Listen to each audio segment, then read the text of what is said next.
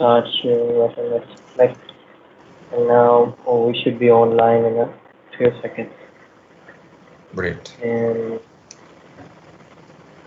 if, if everything works out well, then let me just check on the YouTube if everything is working fine. Okay. Um, Yeah,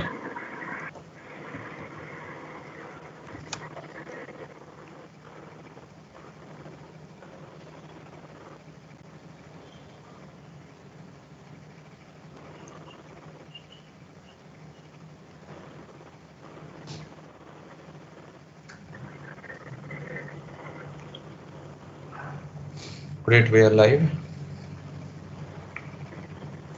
yes, we are live. Yeah. Hello. Yes. Yes. Can I give an introduction? Yes, Yeah. if it is working on the YouTube sides of things, have you seen Okay. it is working? Okay. So should I start? Yes, go ahead and Okay. Good afternoon, everyone. Welcome you all in the HDP on Bootcamp on Competitive Coding. Today, session is on brute force approach and the recursion. Now, I would like to introduce today's speaker, Mr. Vedant Khairnar. He is a beta Microsoft student partner. He has experience in a Tesseract coding, campus ambassador, code expert in RCOAM, Intershala Student Partner 17, and Software Engineer Virtual Experience in the JP Morgan. He is currently doing his bachelor degree in Computer Science and Engineering. He also has a volunteer experience in IIT Home, Technovision, coding blocks. He has done 12 certification in different domains like deep learning, ethical hacking, Python, Java, etc. Now, I request to Mr. Vedant to take the charge of the session. Thank you. Thank you, ma'am, for such a wonderful introduction. And it's a great pleasure to be here among all of you, to give a presentation, a webinar on brute force approach and recursion. So here we start. So I did not give my introduction. So it's Vedant, and I'm from Maharashtra, Nagpur, and third year CSC student at RCOM.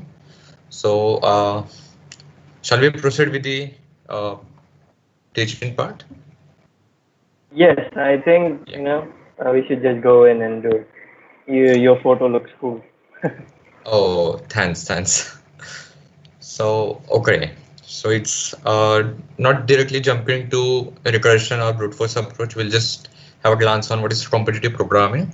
So competitive programming is basically a mind sport usually held over the internet or in form of competitions where participants try to program and as per the given constraints for their questions. So, it's writing program under specific limits. So we can call ourselves as sport programmers. And now, and for solving this question, there are various methods and strategies which help us solve them efficiently and under the constraints provided. So yeah, so what we are going to see today, we're going to see brute force approach, we're going to see recursion, and then at the end there's a surprise for you all. So great, now that we know that what we are going to, what's coming, let's understand it. So what's brute force approach? So basically, it's a way of solving the problem by considering all the outcomes extensively. So jump into a layman language. So it's basically trying every possible outcome, every possibility by which the problem can be solved, and using, and from all that possibilities, we choose the one which comes under or which satisfies our constraint. So basically, whenever we solve a problem, it's the first solution that strikes our mind. So, and hence it's mostly the simplest and unoptimized approach. Let's see this with an example. So here, suppose there is a graph and there are some cities, and suppose I'm to visit each and every city with, and there are some distance provided between every two cities. So if I say from A to B to C to D to again A, then it's 185 plus 121 plus 174 plus 199 plus 133, which around sums up to 812. So this one whole cycle where all the vertices are covered are known as Hamiltonian cycles. Okay. So out of then we manually find all of them and we just find out that ADBCEA, which sums up to 676, is the optimal route. Hence, this is the answer for this question. So there are multiple methods by which we can solve it. But the one which is most naive and the most unoptimized and the one which strikes first is the brute force algorithms. So let's see some more examples. So suppose we have to find all even numbers from 1 to 10. So one approach which is brute force will be like, changing each and every number, whether it is even or not, right? And then there comes a bit optimized method. It's like displaying all multiples of 2. Now, because we know that all even numbers are multiples of 2, and starting from 2, which are less than or equal to 10, we just print 2, 4, 6 at 10, and that's it. This question is solved. So let's take this something like relating with real life. So it's suppose say your cell phone is ringing, and what you can do is you can just search each and every inch of your house, searching for your phone where it's ringing. Or what you can do is find it at the position which has most probability of finding as per the sounds that from where it is coming. So then another question or topic is example for this is searching in and sorted array. So suppose I have some numbers 1, 2, 3, 4, 5, 6, something, something. So either I can do is search linearly whether and suppose I have to find whether a number say 27 is in that array or not. So I'll just check, is 1 equal to 27? No, it's not. I'll move to the next step. 2 equal to 27? No, it's not. So that way. What another alternative will be a binary search. Binary search is something like divide and conquer thing. So you just divide the whole array into 2. Now because it is sorted, we know that after dividing into 2, all the elements at the on the left of the middle element will be less than that middle element. So we can just check whether 27, say suppose it is 1 to 30. So is 27 less than 50? No, it's not. So it's gonna be on the right side. So we take from 16 to 30 for a next part. We divide that portion into 2 and then we go on doing this. So by this our complexity decreases. So searching linearly is a brute force approach, but going for binary search is an optimized version of it. Now coming to a real life application in programming. So this sounds awesome that by brute force approach you can hack a password. So it's just that you will check every possibility of that password. So suppose my password is a three-digit pin, so or say 4-digit pin. So I'll just check every possible pattern that can fit into the constraint and check whether this equals to that or not. But as I said prior, that brute force is very unoptimized. So we can say here from the statistics that suppose say the normal password that I use has around 15. No, it has 14 characters, including number, uppercase symbols, etc. So according to which it's gonna take 5 billion years to crack my password, and it's just doesn't make sense. So for this we have efficient approaches like greedy, dynamic programming, etc. Moving forward, let's experience it by a simple code. So yeah, here we are. So this is a program that can crack passwords using the method that was mentioned earlier.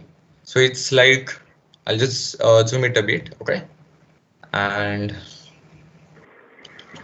so let's first check how it runs, okay? Okay, so it's asking me to enter some password. So suppose if I say ASR, okay, I enter.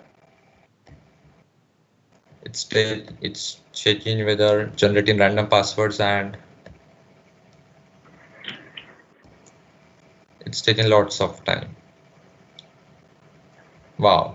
So the password is just in 1,24,091 attempts, and it took 13.3 seconds to find it. So let's understand this program first. So basically I am taking a password as input, which I'm going to check. And here I have just fixed my domain that what all characters will be there in my password. So what I'm doing is, not until my password is guessed, I'll go on trying, I'll go on checking whether my password matches with the new generated attempt or guess I am having. So it's like what I'll do, a for letter in password. So it's like if my input password has suppose 3 alphabets. So say ASR. So it has 3 characters, right?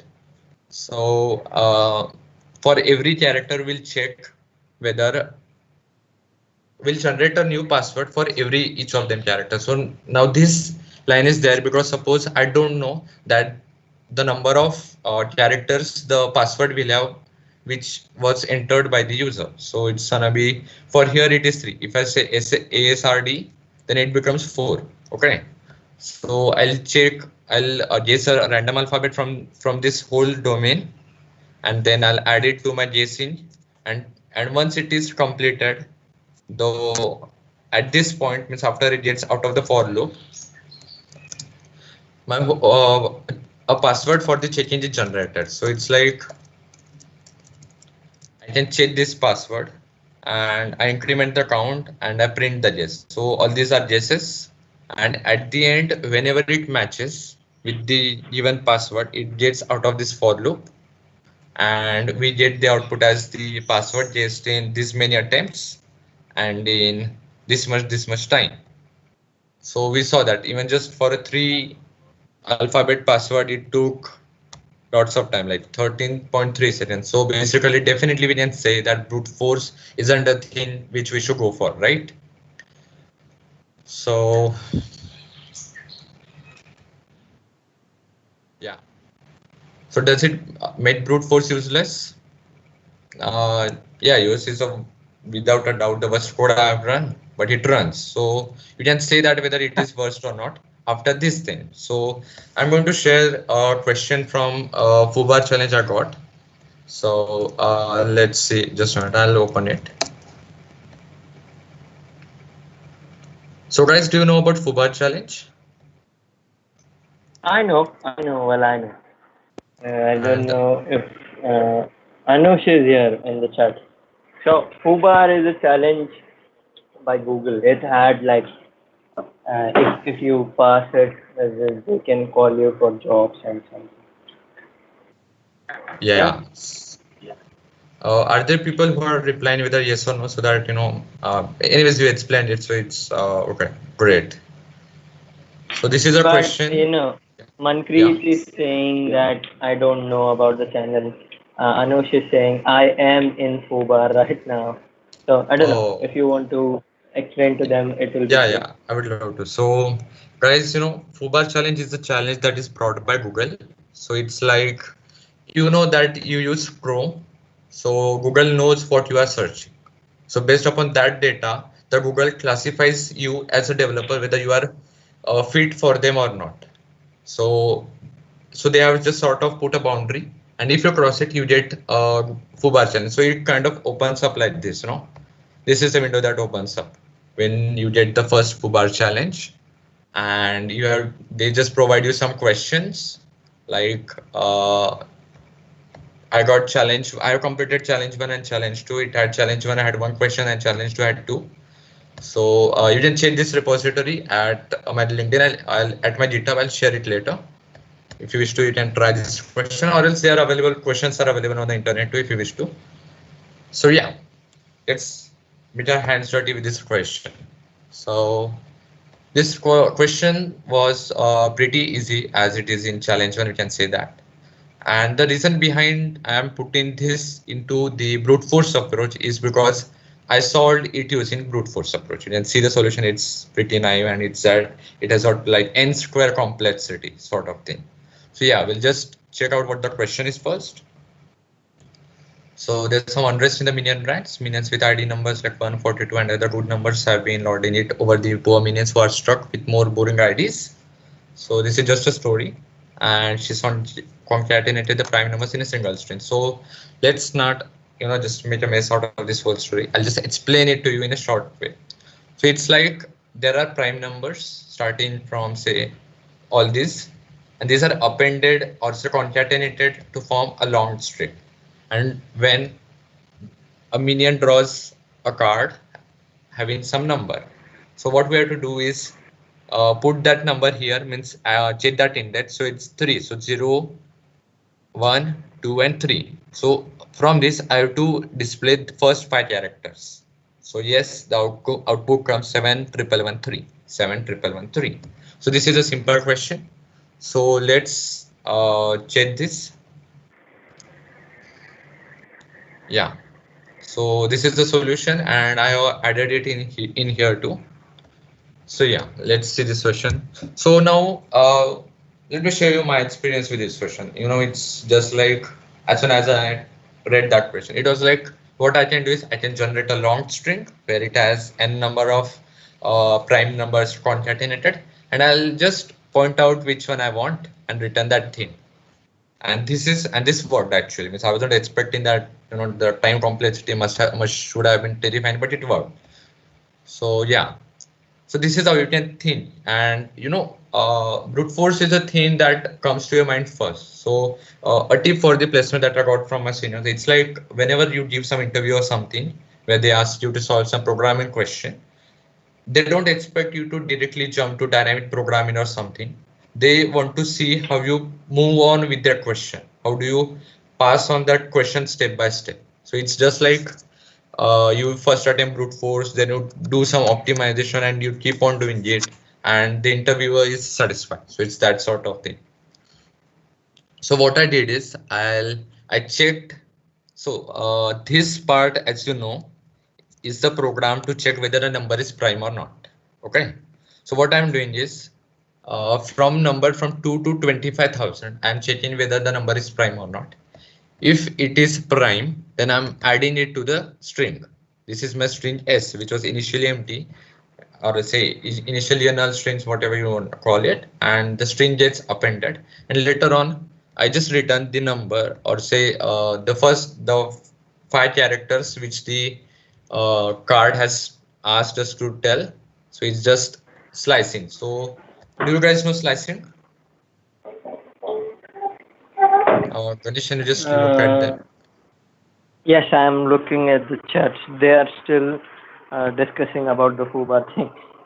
They are very much intrigued by it. Okay, so And okay, yeah. Okay, so are there any questions or any doubts to you guys about Fubar? But I'll just check the thing. Can you just post the link in our chat, the YouTube channel thing? okay, I Yeah, will post it. yeah. Wait. Thanks.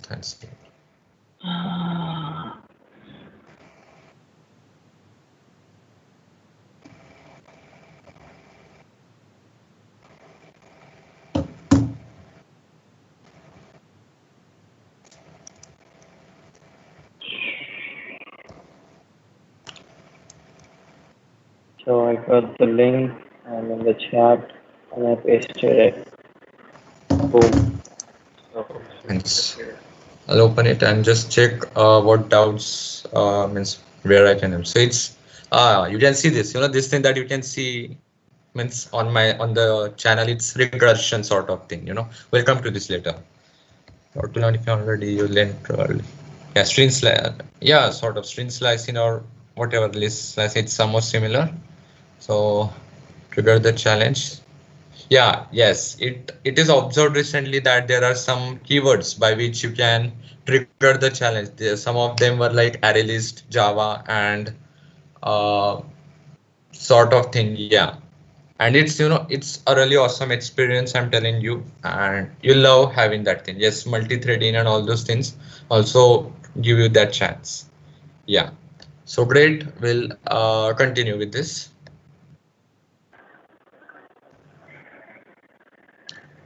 So yeah, I guess everyone understood this question, or is there I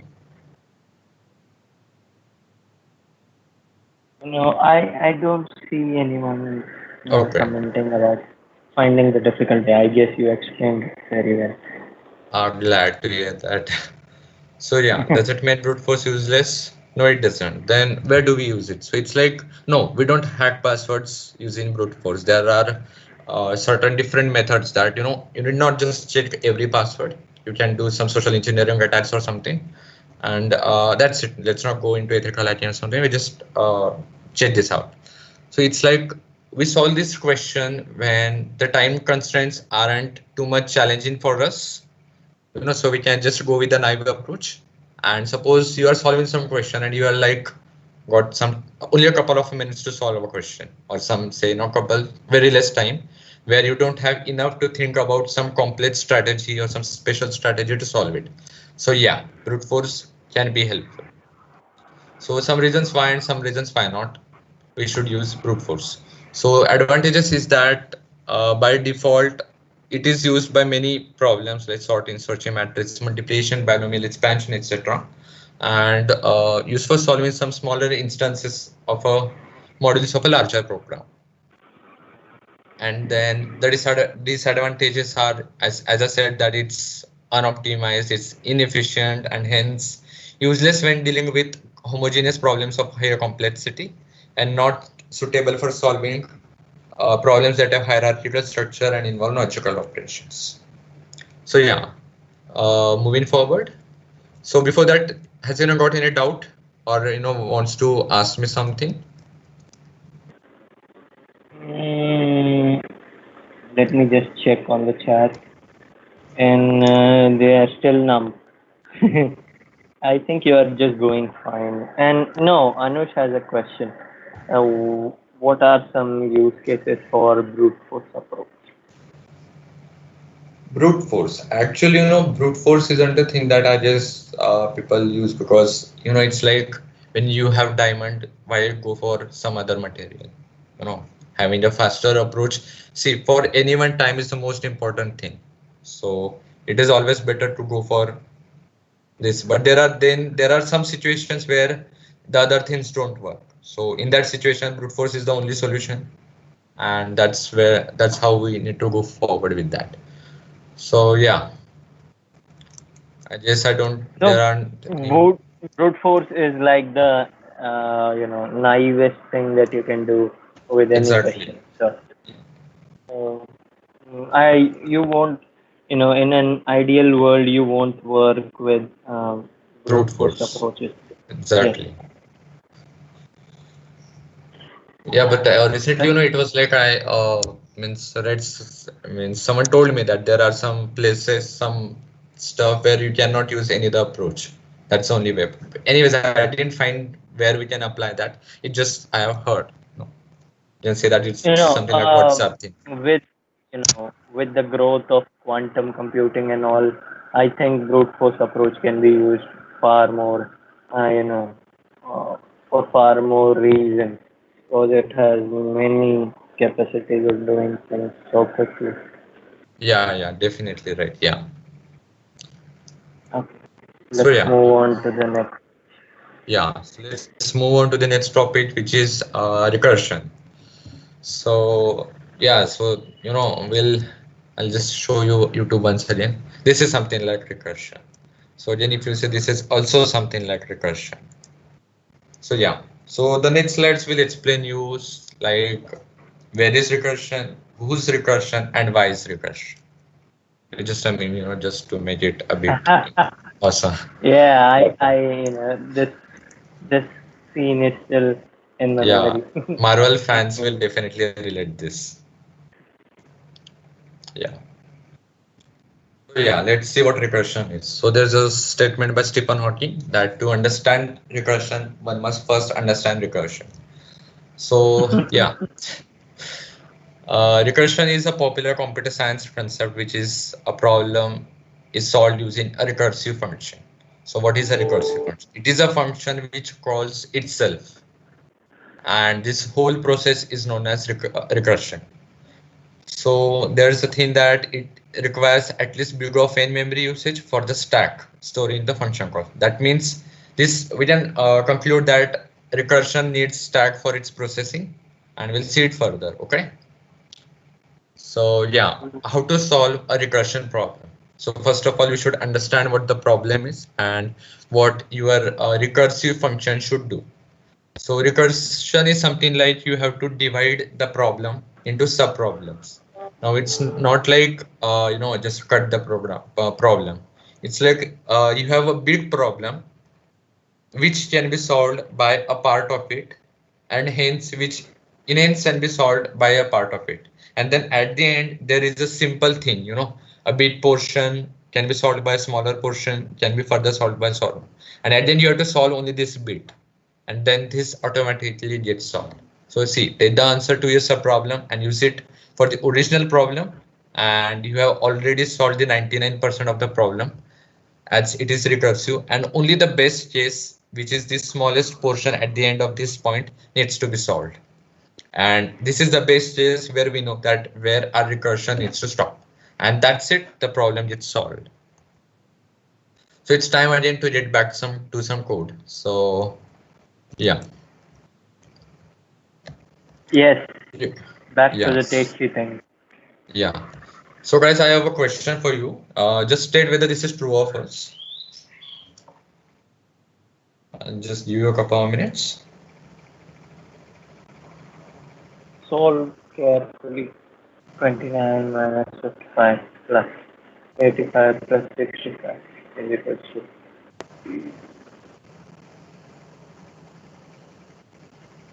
to 70 plus 80 1 6.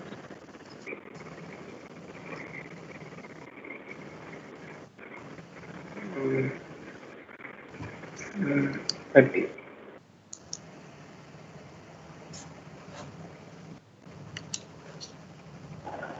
Oh, I get this. I get this. Smart, big brain thing.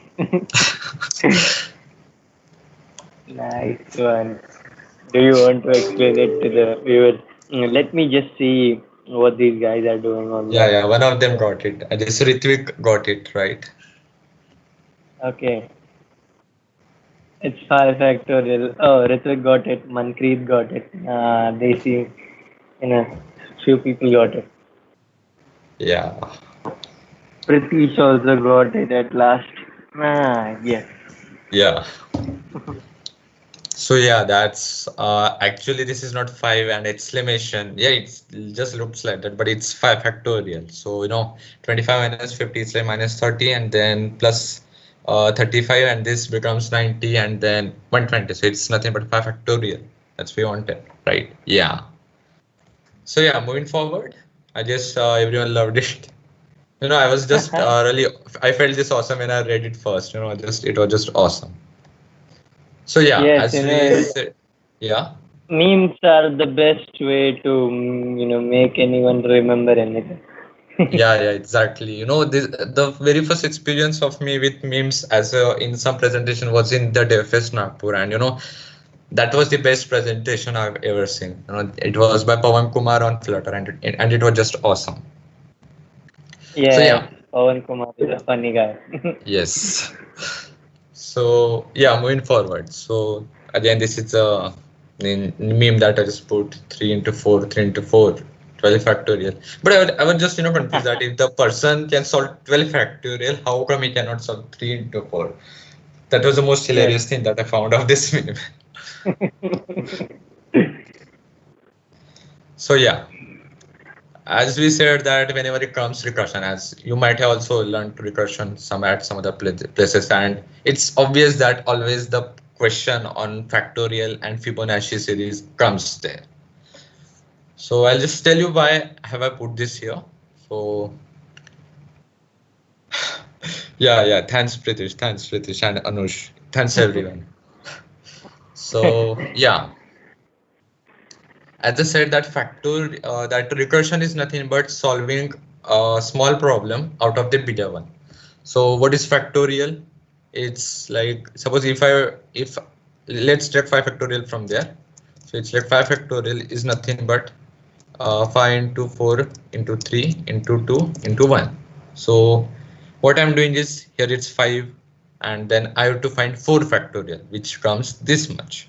Then which again recursively goes to here 4 goes, then here it is 4, and here becomes 3 factorial, and again it goes on.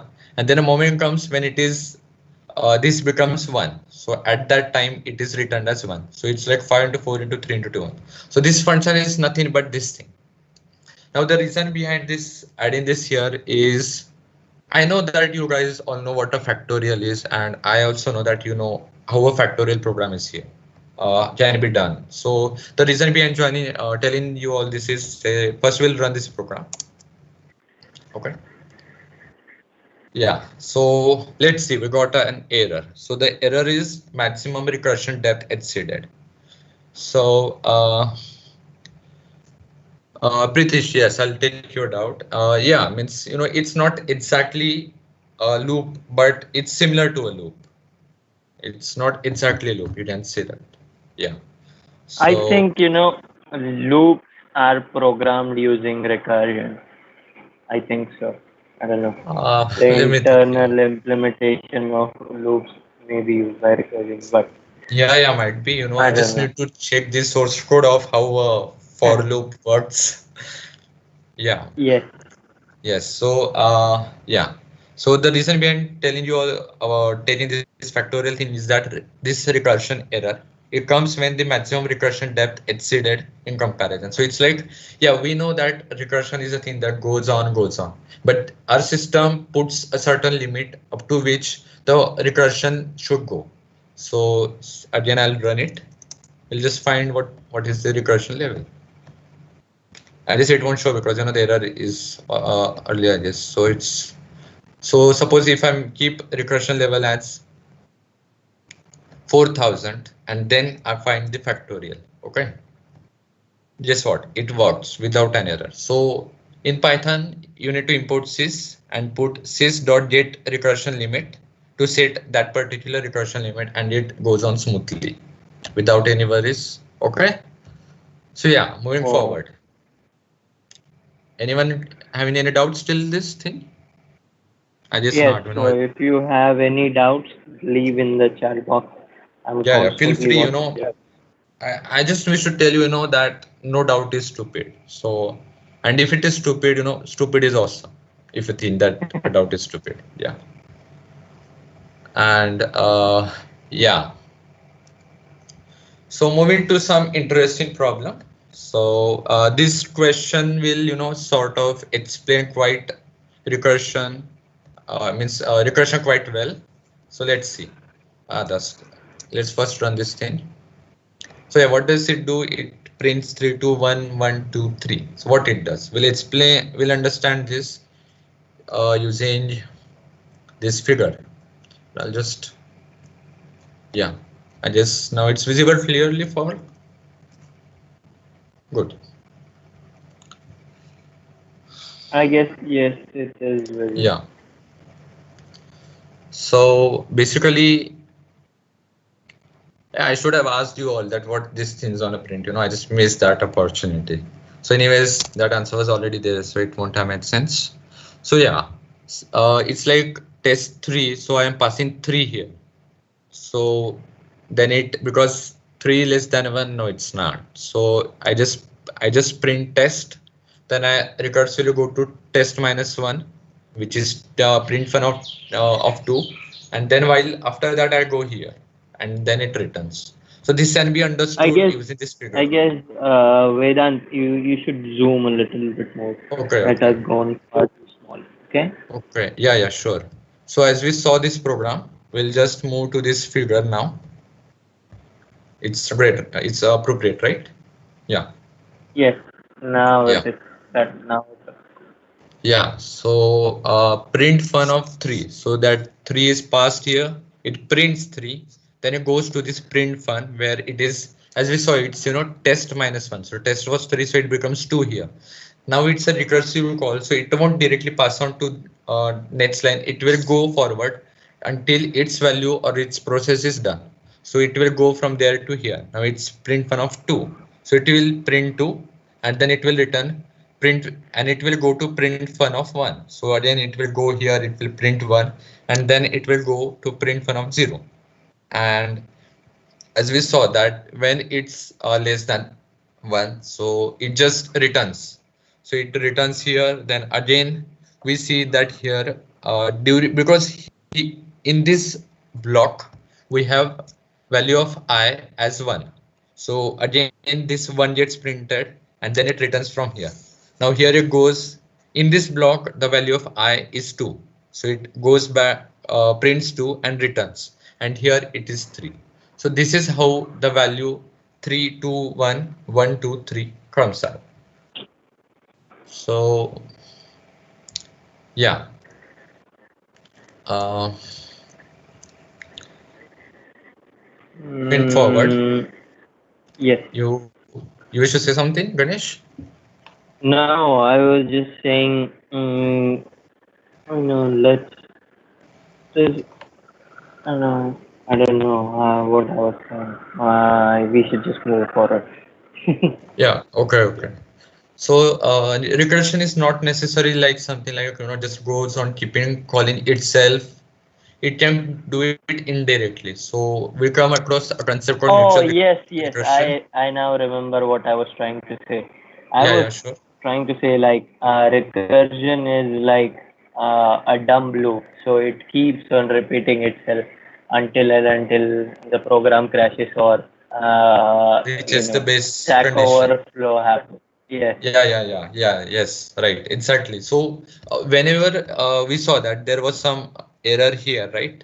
That recursion limit. This is nothing but because of the stack overflow. Because in the slides we saw that recursion uses stack, and when this limit crosses, this is nothing but stack overflow. And Ganesh, you got it absolutely right. Yeah. Yay. So yeah, coming to mutual recursion. So as let's say its definition. So function ping, let's not say, just go into function ping and pong. I'll just explain it. When a function calls another function and that function in turn calls the previous function, suppose I am calling Ganesh and then Ganesh calls me back. This is something like mutual recursion. Yes. The name suggests it very clearly, I guess. So, and each function call solves a slightly easier problem. So, two people are collaborating to solve each other's problem, and hence the whole issue gets solved. So, we can understand this by this simple program. So, before I just say, suppose if I change its value to 26, guys, tell me what output will this function return? This whole thing will return after I run this cell. Mm, I think it will just 25, 26, 25. No. 26, 25, 24, 23. I think. Just like that. Mm, No, I don't know. Hmm. Let's see what the people have to say in the chat. yeah. Uh, no, they are not saying anything. But Pritish has a question. So does recursion only occur 2 points or more than two? I don't know. Uh, So this. Means if this is about mutual recursion, so it's like not necessarily me calling Ganesh and Ganesh calling me. There can be a long chain. Just the thing is that the function which calls first should get something in return at the end, right? So there should be a chain like thing. Oh, Yeah. okay, So okay. I hope that your doubt is solved. If not, you can just tell in detail so that I can explain it better. Ritvik says that the answer will be one. Okay, we'll run this thing. Okay, once. Okay. So it's 0. So suppose if I do it's 27, I'll run it. It's 1. So basically it was 26 earlier. Okay, Ritvik. So it was 0. So it's fine. So I'm gonna say that this program determines whether a number is even or not. Will you believe me?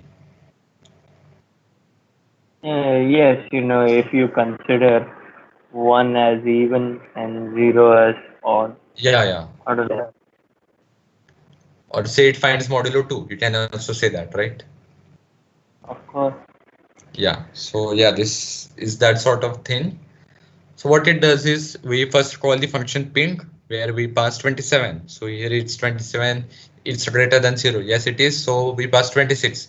then 26, 25, 24, 23, blah, blah, blah. It goes on. And the one which is at the end. So because now it's 27, so at the end, it will return here where I would be greater than 0. It will be equal to 0. And at that moment, it will return 1. And that will be the final output. Then, yeah. So this is how mutual recursion goes. Nice. So, Mm, Rohit has a question. Can you please explain top-down and bottom-up approach of recursion? yeah. Okay, yeah, that's a good question. So just let me think. How can I explain it? Okay. And if you so Pratish also has another question, and Okay. so his question is: so here we use recursion between two. We can have more, right? Yes, Yes. that's what Vedant answered. You can have multiple functions, but the main point is that the function which is calling as another function should get something in return. Hmm. So, yeah, that there was a question that, bottom up and top down. So it's like bottom up is, wait, I'll just think. Nice, Pratish. Got it. Okay. So, if you Yeah, want, you can just take the question at the end, very end, and then, you know, right now continue with the thing that you yeah, want. that would be great. Yeah, we'll just proceed further. And so, yeah, so we're done with this mutual recursion. So we'll come here. So, memoization. So basically, recursion can be used in dynamic programming. So it's very much related with dynamic programming. So we'll just first check what is the definition of memoization. You can see it here, but I'll just Zoom it a little bit. yeah, Yes. so that everyone can see it properly. Memoization is a technique of recording the intermediate result, it should be result here, and can be used to avoid repeated calculations and speed up the programs. So it sounds similar like dynamic programming. So in dynamic programming, what we do is we solve some problem, we store its output with us, and in the further problem, we use that previous output that we have generated.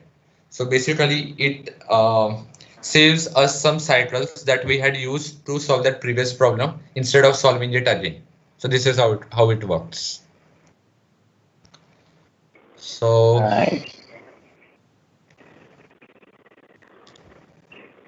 yeah. So okay then. Yeah. So Ritvik has another question like, is it efficient than the mod method? I don't know in which context he is talking about. Do you get it? you mean Uh, this here? Uh, you okay. know, the thing is that we just don't know what mod uses, right? There might be an approach which might be very much easier than this one, right? Okay. Hmm. Yeah. There are some big brain people watching this stream. Yeah. You're getting some questions. Yes. All right. Yes. Go on to the next thing.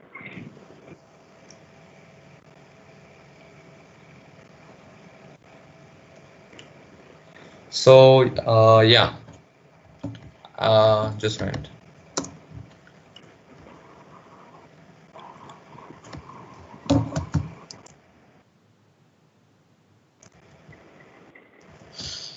So then again we have a problem, say a Python program to print sum of all possible subsets. So it's like sum of all possible subsets. So this type of questions normally are asked in Google interviews where you have to find subsets and find sum so that their sum equals 0 or to some value, some triplet sort of thing. So yeah, we'll proceed with this question. And we have this array 5 with values 5, 4, and 3, and we have its length 3 obviously, and this is a recursive function subset sums. So what it does is we'll see it. Okay, so I'm passing here array, the starting index and the ending index, right? So starting becomes 0 and ending becomes length minus 1. So it is passed here, and I check whether the starting index is greater than the ending its index. So it's just like I'm checking whether my whole array is checked or not. So every time I first include that particular element which I have chosen, which is normally the first for that, which is defined by the starting index, and then I call that recursive function and add it to the sum. And the next time I go for is the one where there is not that element, and it recursively runs for the whole array. So we'll just run it once. So yeah, this is 5, 4, 3. Then we can see that it first sums up 5, 4, and 3, which goes to 12. Then we sum up 5 and 4, which is 9. Then it goes with 5 and 3, which is 8. And then it comes to itself, that is 5.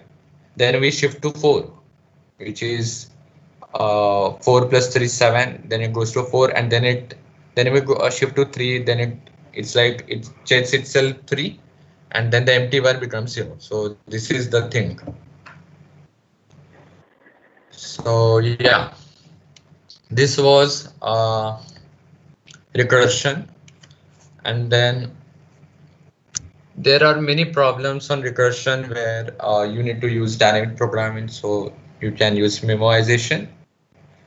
So let's not just directly jump in, and I have forgot this thing, right? Memoization. Yeah. So as I said that it is used to avoid repeated calculations. So we'll just move on with this factorial thing. So what I'm doing is I have defined a dictionary here with the name factorial underscore memo. And if I check that the value of that particular function, means the amount number passed inside is less than or equal to 1. If it is, I'll return 1. Else what I'll do, I will check whether value, the factorial value of that thing is inside the dictionary or not. And I'll just find out. So basically this is nothing but dynamic programming where I'm storing those values in this dictionary, and here if I'm checking whether it's in my database or not. If it is there, then I use it. If it is not, I just solve it by myself. Okay. So yeah, this was recursion. So then let's see if you have got any doubts or something. Okay, yes, I will. Yeah. Look at it and let you know. Oh, you have. Yeah. I'm just looking at it. So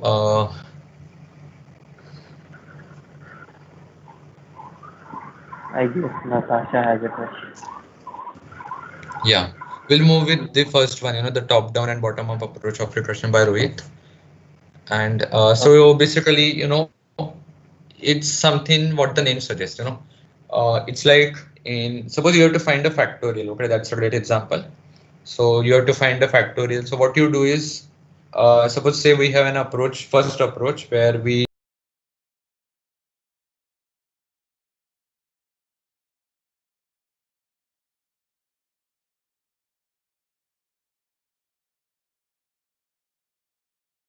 I am not able to connect to the remote machine. Oh, okay, I think I'm up. I'm up. So the stream should be good now. okay, Okay. okay. So when we solve a bigger problem by solving a smaller problem, then it is a top-down approach where at the top you have the biggest thing and you just proceed to the down, down, down so that you have to solve the smallest problem. So it's like 5 factorial, then 4 into 5 into 4 factorial, then 4 factorial is 4 into 3 factorial. So this is the top-down approach. Now another approach is where I find 1 factorial, then I multiply it by 2 to forms 2 factorial, then by 3, then by 4, and then 5. So that at the end what I get is 5 factorial. Starting from the smallest thing, adding up a bit to form the actual task that was expected, and then solving that as a whole. So these are the two things, top down and bottom up approach. Then so here we use recursion between in terms of space. Wait, just a minute. I'll come to you. Yeah. So here we use recursion between two. We can have more. Yeah. This was the previous question, right? Yeah, got it. Thanks. Yeah. Is it efficient than mod method? We cannot say that as of now unless and until we check what's the, that. But it's always better, it's just recursion. Okay, the best use of recursion is, yes, it is better for time and space both as compared to other things relatively. Okay. But the basic reason is that it reduces the developer job or the person who is solving the question. It becomes pretty easy for us to solve. And we cannot. What else I can say about loops or recursion is that you use loops when you know when the process is going to end. So you have a strict idea. After that, the process is supposed to end. So it will end there. But you use recursion in a type where you don't know when it is going to end. So you just apply it and let it run until it runs or there is a stack overflow. I guess Yeah. that is.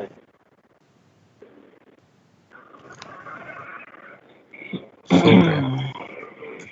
okay. Yeah, And well, Natasha had another question. I yeah, was I was. stuck the other day while solving problems on tree. Can you please elaborate on top down and bottom up approach? Yeah, definitely. So as we can see here, we have a binary tree. So the thing is, we can consider our task as a binary tree where we have to solve this thing, which is nothing but we need to solve a smaller part of it, which is nothing but smaller. So when you start with the root node A and then go on attempting for the further nodes at the bottom, then it becomes top-down approach.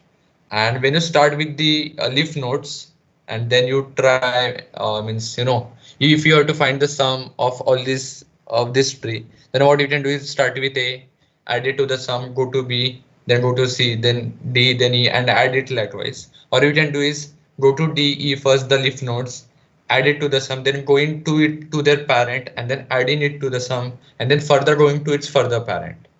So this becomes bottom up, top to down and bottom to up. So this is the thing that we can observe in a tree. Oh, so if you go from the root to the leaf, it is top down, and if you go Yeah, from the leaf to the root, it's like bottom up. Hmm. yeah, Okay. right. So regression is base used for tree and graph. Yes, it is used, and yeah, that's true. Yeah, glad Natasha that your doubt is resolved. And yeah, then now let's come back to the slides. So yeah, we went to the code, we come back. So some reasons why and some reasons why not we should use recursion. So advantages are that it makes the code look elegant. Then a complex task can be broken down into smaller sub-problems using recursion. And then sequence generation is easier in here. So means sequence problems can be easily solved. So basically what we saw this here now, where is that question? So here, suppose if I add say 7 and I run it. Oh, it went 73. Just a minute. Sorry. So 7. So this is nothing but a sequence problem. 7, 6, 5, 4, 3, 2, 1. Again 1, 2, 3, 4, 5, 6, 7. So this is nothing but a sequence problem sort of thing. So in this situation too, recursion is very helpful. Even in if you say that somewhere if you have to draw some elegant figures. So if you might have tried with the turtle library in Python, it is good for drawing figures which can be drawn recursively. So they are also great. I haven't included in the slides, but you can say that they form patterns something like this. Okay. So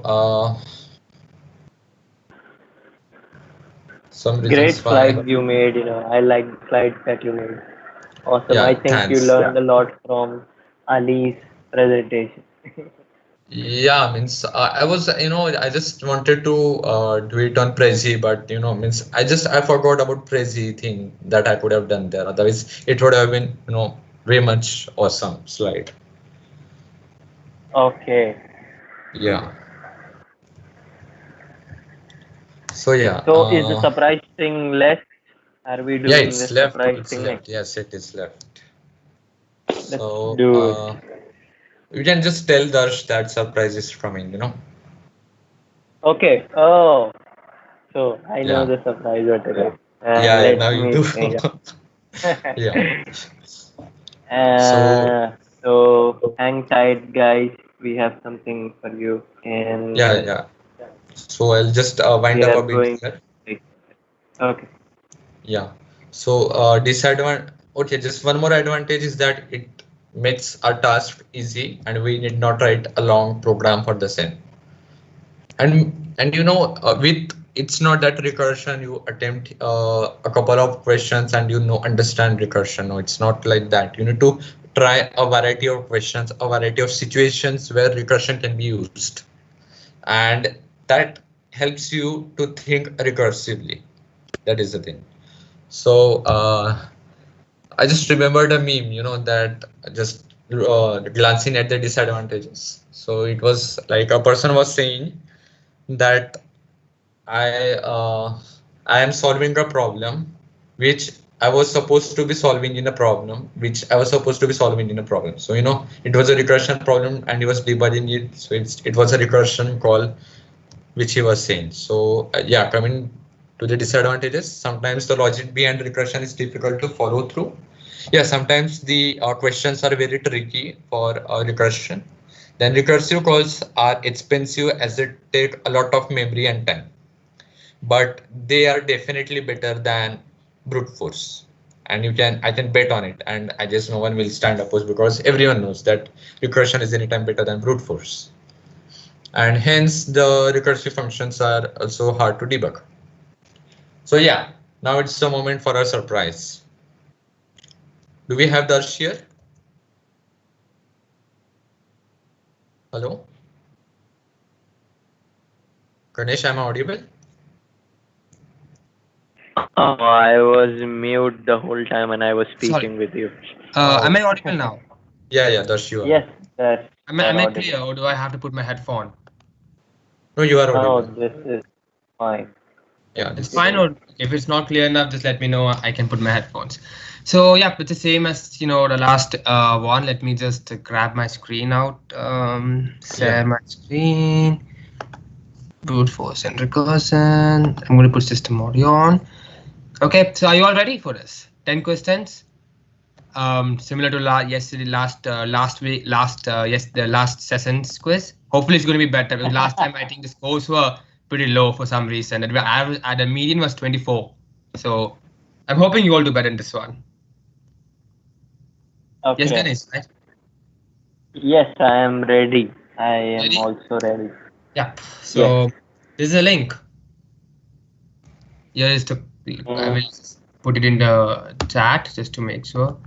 Um,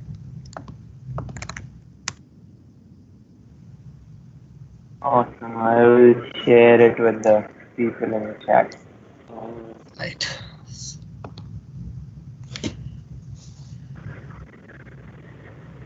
Oh.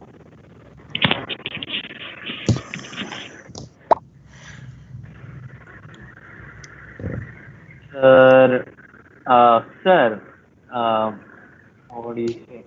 Vedant sir, Natasha has another question for you. How to master DSNL Go? Sir, guide us.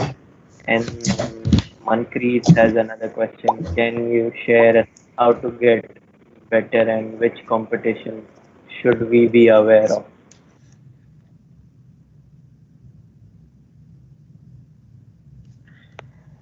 Vedant, are you there?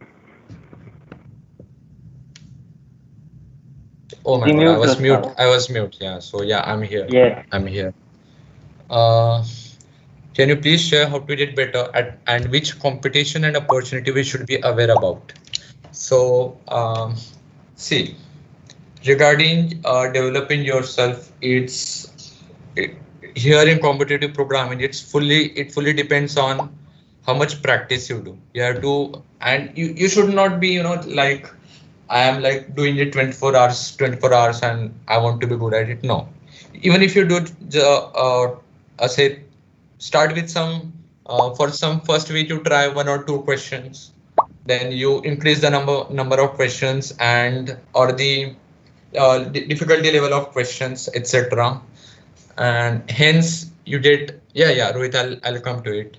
And hence this practice makes you better. And what competition? So I personally, means my seniors personally recommended me the competitions on code forces, and they are really awesome. Apart from this, our means my friend Darsh also organizes competitions. So Darsh, will you like to say something about it? I don't mind. My programming club hosts weekly coding competitions on HackerRank, which whose link I might just oops, not here. This is all my reads. Just a minute. Yeah. I'll just pop. I don't know. Ganesh, can you just share this on GitHub? Can you just share my that link on those people who want it? Uh, Okay. the repository. I will go Yeah. on. Yeah. So this is a repository, and we typically host contests every week, and it's on us.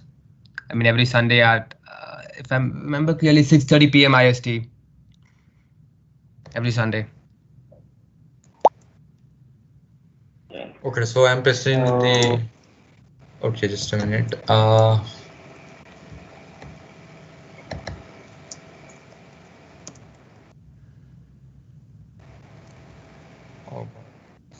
We'll probably wait a minute more, Ganesh, right? There are only 9 people for some reason. I'm not sure if there's a problem. yes, we will wait for a few seconds, few minutes, and then we will start. By that time, Vedant can go on and answer the few questions that are lying yeah, behind. yeah, sure, yes. So, yeah, opportunity, it's like you need to check where you stand. So you need to apply for many competitions. And now recently we can say that ICPC is coming. So in one of my slides where I just said about various methods and strategy, that logo was of ICPC. So these are some awesome competitions where you can participate. Then you can just check on Hacker Rank. These many companies organize competitions, so they are also good, and you will get an idea of how the competitions are there when there are placement trailer sort of themes. Then how to master DSM algorithms practice. Then explain how to determine a time complexity of a recursion. Okay. So basically time complexity is to determine that how much time it takes for a given input. So just on it. That's a really good question. So it's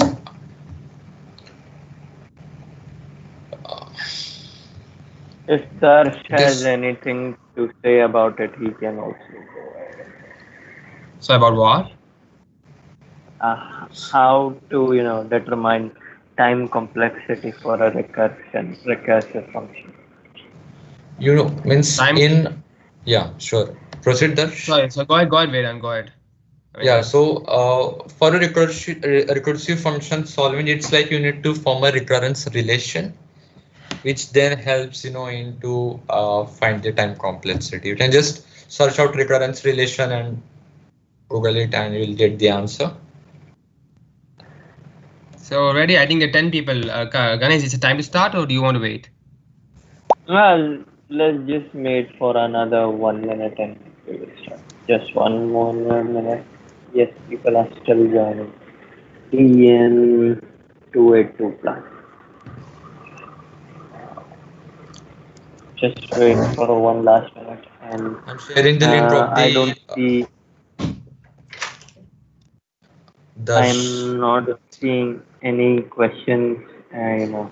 In the chat. I just wanted to make sure that everything is answered. Mm, mm,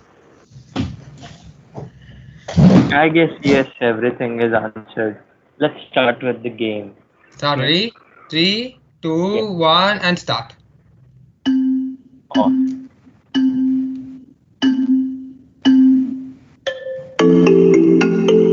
The music is a bit. Just make it a little bit less louder. Okay now?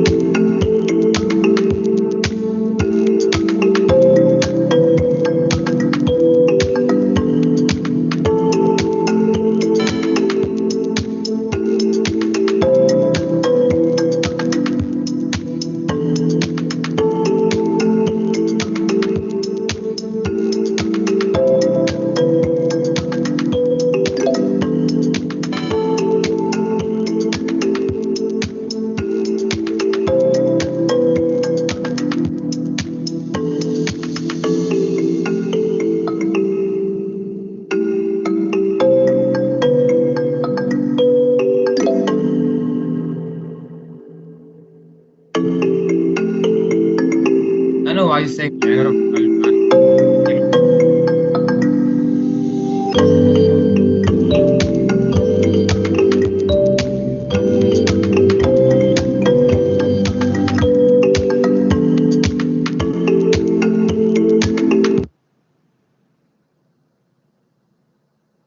Awesome. So the game ended.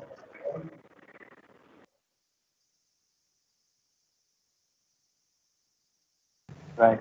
Um, the best performer is Sushi, and we have Natasha, we have Mansi, Ruchita. Let's discuss the answers. Yeah. So, shall I or Darsh, are you doing it? Yes, you should go ahead. I will, pronounce the question and then we will go ahead. Yeah. Recursion So, is a method in which the solution of problem depends on smaller instances of the same problem. Can you tell us why?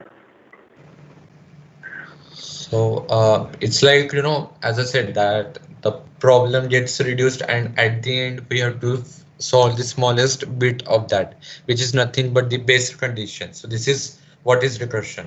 So solution of a problem which depends on the smaller instances of the same problem. Most of them got it right. There are Yeah, like 98 75%. people who That's got it. good. Let's get on to the next question. Yeah.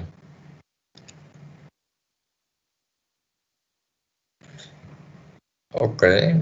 First, yeah, means no. Which of the following algorithms would most likely make use of recursions? So depth first search, we already know that quick sort is divide and conquer. So whenever it comes divide and conquer, there has to be recursion thing. And even in depth first search, we use recursion, whereas in breadth first we don't. You can just check out. Uh, means there was a tree. We had discussed in the while I was explaining. So there was a tree, and as we move down, it's nothing but we are solving the smaller problem. So this is, and searching is nothing but like that. You just go deep into the tree and you solve it. Whereas breadth first is nothing but solving all the horizontal lines. So it's okay. That's it. Can I just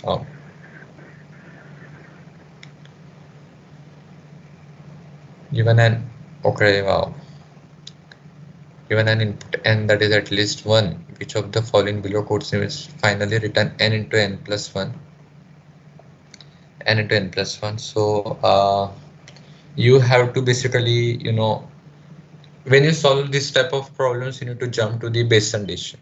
So it's like n is equal to 1. What you can do is you can in such questions the best method is trying all the odd term. You just put some value, check, and you can just eliminate other values instead of just going on thinking on each question. So this is a thing that you can use in that sort of questions. So it's first quiz recursion n minus 1. So yeah, we can just simple, no, just you can just previous one. We know that n into n plus 1 is nothing but sum of n natural numbers. So it's nothing but you have n, means suppose if I just put here 5, then it becomes 5 plus n minus 1, which is 4, then which in turn becomes 4 plus 3, uh, means function of 3, and at the end it goes to 1. So it's 5 4 3 2 1. This is how. So it was nothing but sum of n natural numbers.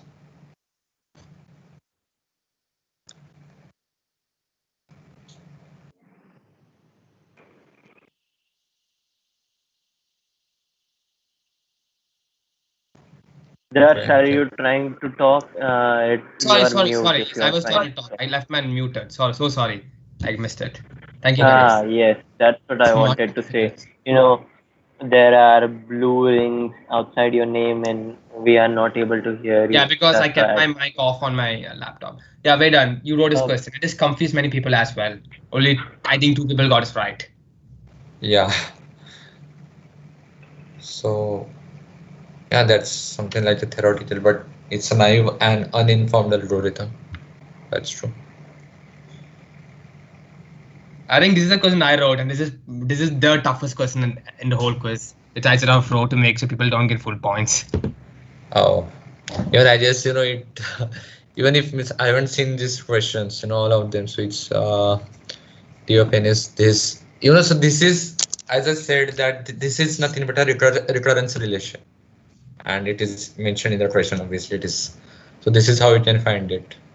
I mean, this is a hard one, so I was expecting many people to get it. It came in my no, we got similar questions when I did algorithms, but I'm not sure if you did this. Yeah, Yeah. I think this is your question, Vedant. So Which of the following could happen if the base condition does not exist in recursion? So I mentioned that stack overflow thing, recursion limit gets exceeds, and because we use stack for recursion, so that stack gets overflow. So this is yes, yeah, 75% accuracy. That was great with that.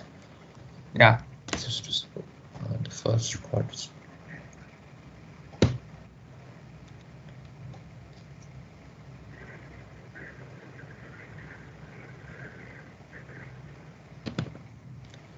So it's That is mute again, I guess. I'm not on mute. No. no, he's Oh, not. okay. Yeah, Vedant. So I mean, I think I'm not sure if you're familiar with this, but this is basically recursion. So Yeah, we take the first half of ZKLW, which is ZK, and quite a few people got this right. So nice to see. yeah. I It's was like, divide and conquer strategy. yes. That's what merge sort implements. I'm surprised only one got this right. Yeah, this confused many people apparently. I don't know why.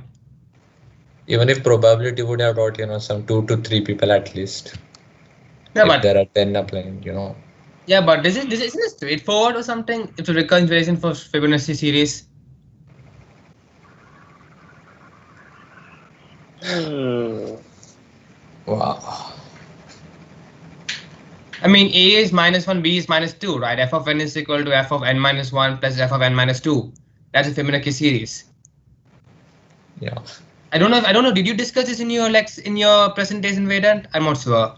No. I didn't take a recurrence relation. Oh, well, I was okay. Yeah. Yeah, I think you deserve discuss things like this, right? Brute force algorithms. Yeah. I took it. It is quadratic indeed because you're like doing n square, the n square pairs. Exactly. It just doesn't make sense, using brute force algorithms. But in this case, the question is brute. What is a brute force? The brute force version is quadratic because there are n square pairs, and you're like checking each pair if it is equal to the sum. Yeah. Yes. When This it's is hard. pairs, in the previous question, it's like because it's pair, it becomes n square, so quadratic. So if we have to find a triplet which satisfies the following, then it becomes like n cube complexity. It goes that way. Number of for loops is similar to complexity thing. And there's a last question, which also many people got stuck. I don't think anyone came close to the right answer. Some people came close, giving the answer 30, which is actually 32, 2 raised to 5. That you can keep on cutting. You can keep on cutting up to 2 raised to n-1 times. That's the number of ways to cut it. Yeah. Yeah, I mean, there you go. Yeah. This is how it goes basically. So congrats, Siddhi, Natasha, and Manpreet. Manpreet, sorry if I just did it wrongly. And let's just end the session right No, here. just no. I have something more to say, at the end. So Okay. I would like to take the screen. Okay. Okay. Yeah. Sure then. Uh, so I hope that you all had fun. So there is a sort of extra practice problem for all of you. It is related with brute force. So how many of the integers that satisfy the inequality x plus 2 into x plus 3 divided by x minus 2 is greater than equal to 0 and are less than 5?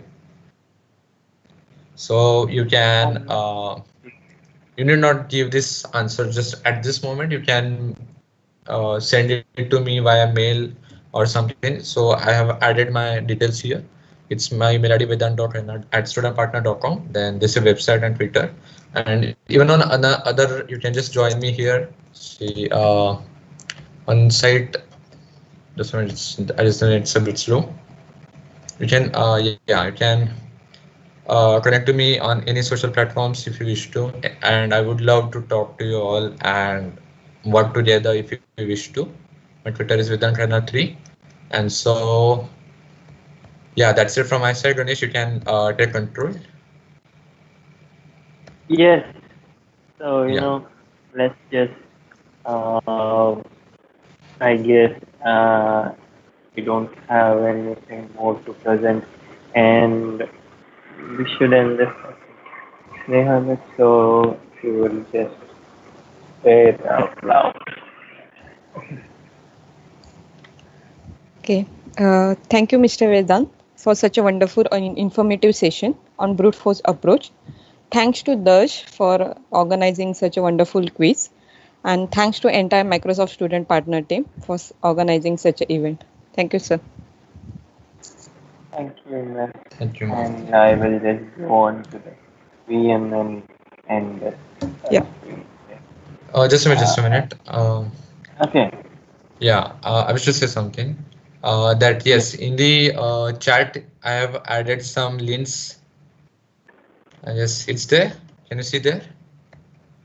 I am not able to see here in the chat right now. Okay, just a minute. But I'll add let it me just at the moment. refresh the page. And now I just refreshed it. Okay. Not So as you said that regarding resources or something, you can. I'm giving the. just send me the things, and I will make sure that it reaches them in the Telegram group. Okay, yeah, sure. That will be great. Yes, I'll send you. Yeah. Okay. Anything else? Now that's it from my side. Okay. Uh, bye bye then. Bye bye everyone. Take care of your health. Yeah. Wash your Thanks. hands and don't move outside. The situation in Mumbai is very